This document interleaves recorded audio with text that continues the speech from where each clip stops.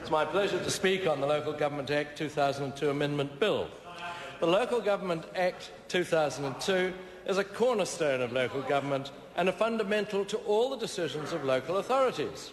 As the chair of the Local Government Environment Select Committee, it's an act to which I have regularly paid significant attention.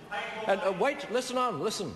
And as such, it became clear to me that whilst the Local Government Act 2002, that's yours, is good legislation, albeit a little bit untidy in areas, there are aspects that need improving and modernising. This bill does both of these very well, Mr. Speaker, and will meet the needs and requirements not only of the ratepayers but of the general public and all those who interface with councils. The significant purpose of this bill is to improve transparency, accountability and financial management in local government. As the explanatory note for the bill says, the underlying policy for the bill is informed by the following principles. Firstly, that local authorities should operate within a defined fiscal envelope.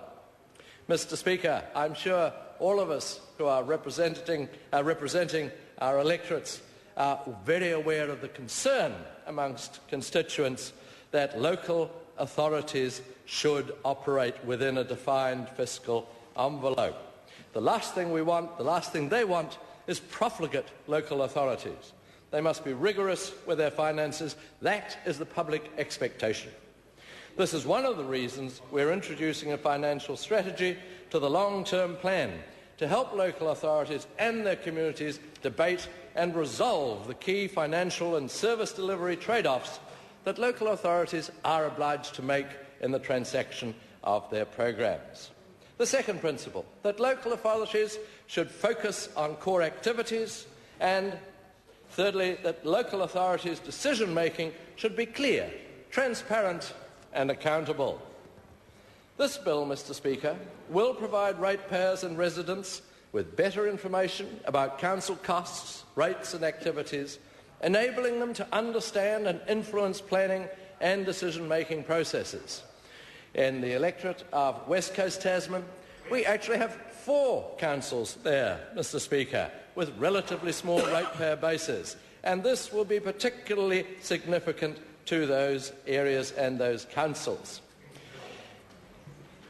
To enable the people to understand and influence planning and decision-making processes. This will be achieved, Mr. Speaker, through introducing pre-election reports to stimulate debate during council elections and through achieving plain English financial reporting so that ratepayers can understand what they're paying for and how.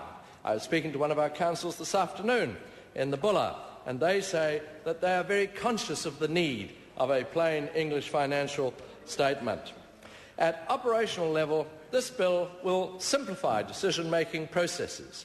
This will be achieved by removing unnecessary auditing, and that will go down very well.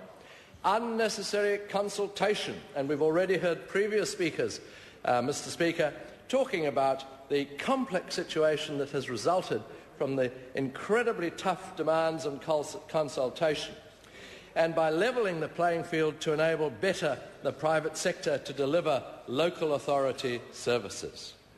This will improve councils' flexibility to choose effective and efficient delivery methods for water and other services. With regards to water, Mr. Speaker, I've already heard the concern expressed by a number of speakers on this first bill. I'm sure they will be reassured once they give it full consideration, and the horror stories that are already emerging will not be sustained.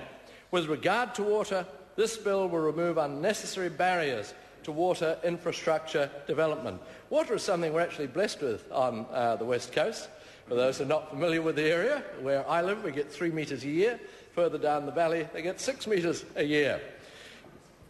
We still need potable water, and we still need water that is reticulated. It will enable local authorities to enter into contracts for the supply of services for a period of up to 35 years and to delegate aspects of water services management to contractors and lease water assets from the private sector What it won't do is allow local authorities to walk away from the responsibility associated with all those things. I've heard criticism already, and I've taken note of it, Mr. Speaker, so I look forward to this being further discussed at the Select Committee, of concern over the length of time. But when you consider the amount of capital involved in providing water services, you need a fair amount of time to recoup the expenses of putting it all together.